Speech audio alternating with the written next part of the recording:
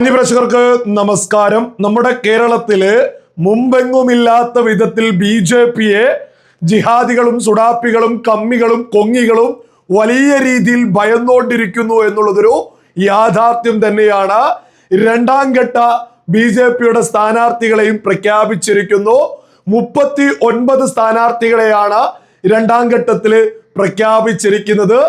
അതിശക്തരായിട്ടുള്ള സ്ഥാനാർത്ഥികളെ തന്നെയാണ് BJP അണിനിരത്തിയിട്ടുള്ളത്. ഏറ്റവും കരുത്തുറ്റ പോരാട്ടം നടക്കുന്ന, അതായത് ത്രികോണ മത്സരം നടക്കുന്ന കാസർഗോഡ് ആരാണ് സ്ഥാനാർത്ഥിയായിട്ട് വരിക എന്നുള്ളത് കേരളത്തിലെ ഇടതും വലതും കമ്മി ജിഹാദികളും ഉറ്റുനോക്കിയതായിരുന്നു. അവിടെ സ്ഥാനാർത്ഥിയായിട്ട് എത്തിയിട്ടുള്ളത് ML അശ്വനിയാണ്.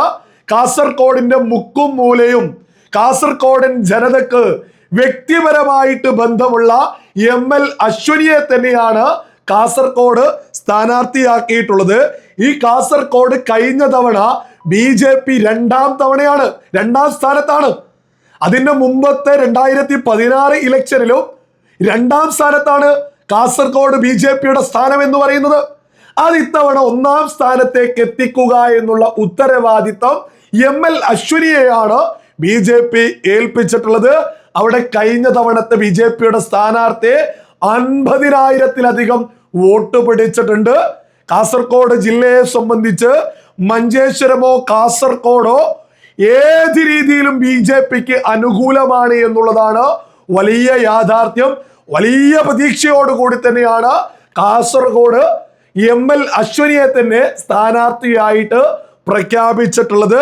അടുത്തതായിട്ട് രണ്ടാം ഘട്ട സ്ഥാനാർത്ഥി ലിസ്റ്റ് എടുത്തു നോക്കുമ്പോൾ കുമ്മനം രാജശേഖരനും മത്സരിക്കുന്നുണ്ട്. അദ്ദേഹം മത്സരിക്കുന്നത് ആറന്മുളയിലാണ്. ശക്തമായ മത്സരം തന്നെയാണ് BJP ഓരോ മണ്ഡലത്തിലും ഉയർത്തിപ്പിടിക്കുന്നത്.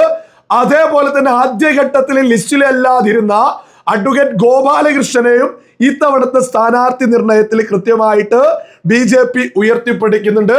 അതും ഗുരുവായൂർ മണ്ഡലത്തിലാണ്. ശക്തമായ ഒരു ത്രികോണ മത്സരം തീർക്കുക എന്നുള്ള വ്യക്തമായ ലക്ഷ്യം തന്നെയാണ് BJP ഗോപാലകൃഷ്ണനെ ഗുരുവായൂർ സ്ഥാനാർത്ഥിയാക്കിക്കൊണ്ട് ഉയർത്തിപ്പിടിക്കുന്നത്. അതേപോലെ തന്നെ ഉല്ലാസ് ബാബുവിനെയും സ്ഥാനാർത്ഥിയാക്കിയിട്ടുണ്ട്. വടക്കാഞ്ചേരിയാണ് അദ്ദേഹത്തെ സ്ഥാനാർത്ഥിയാക്കിയിട്ടുള്ളത്. അതേപോലെ തന്നെ ശക്തനായിട്ട് ഈ അടുത്ത് ബിഗ് ബോസിൽ നിന്ന് BJP-യിൽ അംഗത്വം എടുത്തിട്ടുള്ള ഡോക്ടർ റോബിൻ രാധാകൃഷ്ണനെയും മത്സരിപ്പിക്കുന്നുണ്ട്. കുണ്ടറയാണ് സീറ്റ് കൊടുത്തിട്ടുള്ളത്. അതായത് ഈ സ്ഥാനാർത്ഥി ലിസ്റ്റിലെ പേരുകളൊക്കെ നോക്കുന്ന സമയത്ത് ഒരു കാര്യം വളരെ വ്യക്തമാണ്. മുമ്പെങ്ങുമില്ലാത്ത വിധത്തിൽ ഇത്തവണ BJP രണ്ടും കൽപ്പിച്ചാണ് കളത്തിലിറങ്ങിയിരിക്കുന്നത്. അതായത് കഴിഞ്ഞ കാലങ്ങളിലൊക്കെ തന്നെ മിക്കവാറും മണ്ഡലങ്ങളില് ഇടതോ വലതോ എന്നുള്ളൊരു ചിന്ത മാത്രമേ നമ്മുടെ മാധ്യമങ്ങൾ ഉൾപ്പെടെ സാധാരണക്കാര് വരെയുള്ള ആളുകൾക്കിടയിൽ ഒരു ചർച്ച ഉള്ളായിരുന്നു.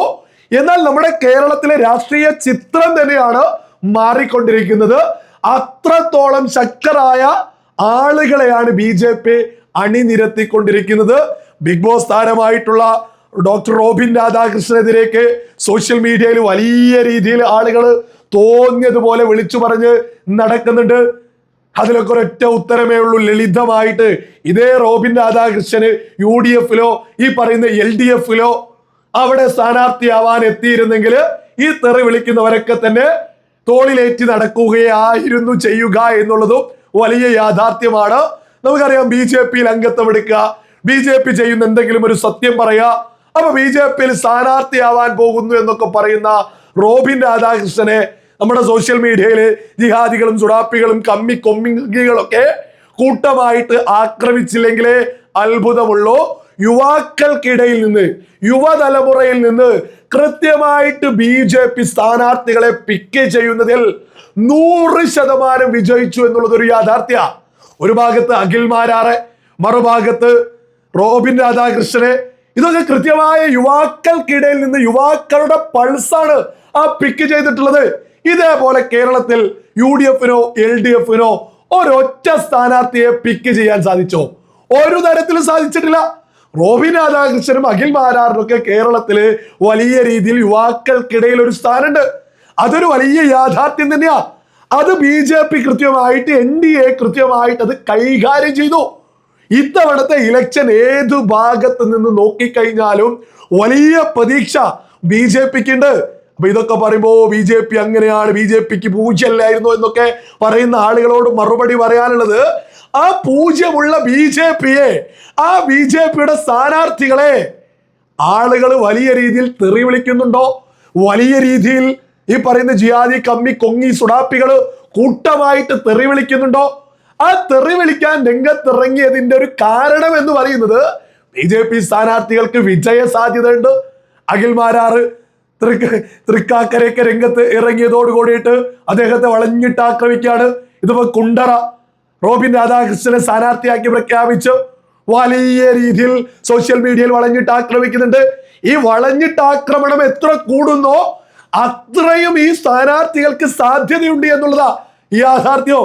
പൂജ്യമുള്ള BJPയെ, പൂജ്യമുള്ള NDA ഇത്തവണ കേരളത്തിലെ പ്രമുഖ മാധ്യമങ്ങൾ മുതൽ നമ്മുടെ കേരളത്തിലെ സോഷ്യൽ മീഡിയയിലെ ജിഹാദി സുഡാപ്പി കമ്മി കൊങ്ങികളൊക്കെ ഒരുമിച്ചൊറ്റക്കെട്ടായിട്ട് ഉറഞ്ഞുതുള്ളിയിട്ട് ഇവർക്കെതിരെ രംഗത്തെത്തിയിട്ടുണ്ട്. രണ്ടാം ഘട്ട സ്ഥാനാർത്ഥി നിർണയവും BJPയുടേത് അതിശക്തമായിട്ടുള്ള സ്ഥാനാർത്ഥികളെ നമ്മൾ പ്രത്യേകം ഓർക്കണം. കുറച്ച് കാലമൊക്കെ പിറകോട്ട് പോയാൽ കേരളത്തിൽ BJPക്ക് സ്ഥാനാർത്ഥികളെ കിട്ടാത്തൊരു സാഹചര്യം ഉണ്ടായിരുന്നു. ഇന്നത് മാറി. സെലിബ്രിറ്റികൾ സ്ഥാനാർത്ഥികളാവാൻ മത്സരിക്കുന്നു. അതാണ് BJPയുടെ വളർച്ച, അതാണ് NDAയുടെ വളർച്ച. ഈ ഒരു വകതിരിവോടുകൂടി ഏതൊരു സാധാരണക്കാരൻ ഒന്ന് ചിന്തിച്ചാൽ മനസ്സിലാക്കാവുന്നതേ ഉള്ളൂ. കേരളത്തിൽ ഏറ്റവും വലിയ രീതിയിൽ വളർച്ചയുണ്ടാവുന്നത് BJPക്ക്, മറ്റൊരു പാർട്ടിക്കല്ല. അത് 2011 മത്സരിച്ച സമയത്ത് 3000 4000 വോട്ട് കിട്ടിയ BJP സ്ഥാനാർത്ഥി മാറി 2016 2021 എത്തുമ്പോ അത് 30,000-ലേക്കും 40,000-ലേക്കും നമ്മൾ കണ്ടു. ML അശ്വിനിയൊക്കെ മത്സരിക്കുന്നിടത്ത് 2ാം സ്ഥാനം, 50,000-ലധികം വോട്ടാ. ഇതൊക്കെ നമ്മുടെ കേരളത്തിലെ വലിയ മാറ്റല്ലേ? ഇതാണ് നമ്മൾ കൃത്യമായിട്ട് ഉയർത്തിപ്പിടിക്കുന്നത്. കേരളത്തിൽ BJPക്ക് വലിയ മുന്നേറ്റമാണ് ഉണ്ടായിക്കൊണ്ടിരിക്കുന്നത്. ഈ തിരഞ്ഞെടുപ്പ് റിസൾട്ട് വരുന്നതോട് കൂടിയിട്ട് ഒരു കാര്യം വളരെ വ്യക്തമാവും. കേരളത്തിൽ ഒരു നിർണായക ശക്തിയായിട്ട് BJP മാറിയിരിക്കും. 2 അക്ക സംഖ്യയിലേക്ക് MLA-മാർ 0-ൽ നിന്ന് 2 അക്ക സംഖ്യയിലേക്ക് കേരളത്തിൽ BJPക്ക് MLA-മാരുണ്ടാവും എന്നുള്ളതിൽ ഒരു തർക്കവും വേണ്ട. ആദ്യഘട്ടമാണെങ്കിലും രണ്ടാം ഘട്ടമാണെങ്കിലും ഈ 2 ഘട്ടത്തിലും BJP സ്ഥാനാർത്ഥികളെ അതിശക്തരായിട്ടുള്ള ആളുകളെ തന്നെയാണ് അണിനിരത്തിയിട്ടുള്ളത്. മുമ്പെങ്ങുമില്ലാത്ത വിധത്തിൽ BJP സ്ഥാനാർത്ഥികൾ ആര് എന്ന് നമ്മുടെ കേരളത്തിലെ പ്രമുഖ മാധ്യമങ്ങളും സോഷ്യൽ മീഡിയയില് കമ്മി കൊങ്ങി ജിഹാദി സുഡാപ്പികളും ഒരുമിച്ച് നോക്കുന്നുണ്ട് എങ്കിൽ BJPയുടെ ആദ്യ വിജയം സ്ഥാനാർത്ഥി നിർണയത്തിൽ തന്നെ നടന്നു കഴിഞ്ഞു എന്നുള്ളത് സകല ആളുകളും തിരിച്ചറിഞ്ഞോളൂ.